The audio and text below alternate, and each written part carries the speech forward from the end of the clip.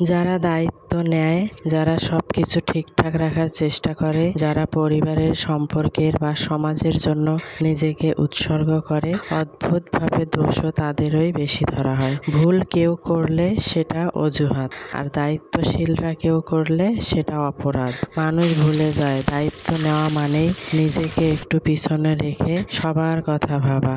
তাদের রাগ, তাদের ক্লান্তি, তাদের কষ্ট সবই গিলে ফেলতে হয়, শুধু যেন অন্যরা স্বস্তিতে থাকে। যে দায়িত্ব নেয় না তার ভুলও কেউ দেখে না, কারণ সে তো কখনো সামনে আসেই না। দায়িত্বশীল মানুষ সবসময় ক্লান্ত থাকে, নিজের নয় অন্যের সুখের চিন্তায়। তার হাসিটা নিভে যায়, কিন্তু সে কাউকে সেটা বুঝতে দেয় না। যারা দায়িত্ব পালন করে তাদের দোষ দেখার আগে একবার ভেবে দেখো, তারা হয়তো তোমারই শান্তির জন্য নিজের ঘুম হারিয়েছে। দায়িত্ব মানে বোঝা না, এটা এক ধরনের ভালোবাসা।